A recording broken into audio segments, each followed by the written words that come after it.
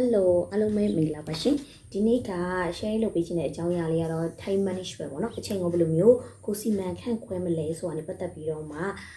knowledge sharing လေးလုပ်ပေးခြင်းတာပဲဖြစ်ပါတယ်လူတိုင်းကတိုက်ရက်ကိုတစ်ယောက်လို့ပေါ့နော်24နာရီရရော24နာရီကိုပြန်မြအားဖြင့်အပိုင်းပိုင်းလိမ့်မယ်ဆိုရင်8324ပေါ့နော်အဲ့ဆက်တာက8နာရီအလုပ်တွေရုံးနေသွားတာက8နာရီပေါ့နော်နောက်ထပ်8နာရီရှိဒီ8နာရီကိုလည်းကိုကကောင်းမှန်အသုံးချနိုင်မယ်ဆိုရှင်တော့ကိုလိုချင်တဲ့ target ကိုရောက်မှာပေါ့နော်ပြီးတော့အဲ့လိုအလုပ်လည်းမရှိသေးဘူးပေါ့နော်တနေ့အချိန်ကြီးကုန်သွားတယ်ဘလို့ကုန်သွားမှမသိဘူးဘာလို့လုံးနေမှလည်းမသိဘူးမနေ့မိုးလေးနဲ့ပြီးတော့မိုးချုပ်သွားတယ်ဘာလို့မှလည်းမသိဘူးပေါ့နော်အဲ့လိုဖြစ်တဲ့ဟာဒီအတွက်ပေါ့နော်ကိုဘာလုံးမိနေလဲဆိုတာကိုသိဖို့ရအတွက်ဒီလိုမျိုး list ကိုချရေးကြည့်ပေါ့နော်အဲ့တော့မနေ့6နာရီနဲ့အေးရတယ်ဆို6နာရီနဲ့9နာရီကိုပါလုပ်တယ်9နာရီနဲ့10နာရီကိုပါလုပ်တယ်10နာရီနဲ့9နာရီမှာကိုပါလုပ်တယ်ပေါ့နော်9နာရီနဲ့10နာရီပါလုပ်တယ်ဆိုတော့ကျွန်တော်ဆိုရှင်9နာရီနဲ့ဒီ9နာရီကြီးကအလုပ်သွားမယ်ပေါ့နော်ပြန်လာလို့ရှိမှလုပ်မယ်9နာရီနဲ့6နာရီ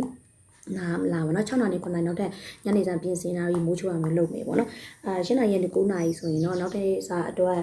အလုပ်အတွက်လိုအပ်တာကြီးပြင်ဆင်မလားဒါမှမဟုတ်ရှင်ကိုစာအုပ်ဖတ်မလားဖုန်းကြည့်မလားပေါ့နော်နောက်ထပ်9နာရီနဲ့10နာရီဆိုရှင်လည်းပဲအဲ့လိုမျိုးကိုက Facebook သုံးမှလား TikTok သုံးမှလားအလုပ်တွေကြိုပြီးတော့ plan လုပ်မှလားပြီးတော့ဖျားရှိခိုးတာပါညာပေါ့နော်အဲ့လိုမျိုးကိုလိုချင်တဲ့ target ရအောင်အတွက်ကိုလုံးဆရာရှိတဲ့အရာလေးတွေဒီညနေပြင်မှာကိုလုပ်လို့ရတယ်ပေါ့နော်အဲ့လိုမျိုးချပြီးတော့မှလေဒီတနာရီချင်းစီမှာကိုဘာလုပ်တယ်ဆိုတာကိုချရေးကြည့်လိုက်မယ်ဆိုရင်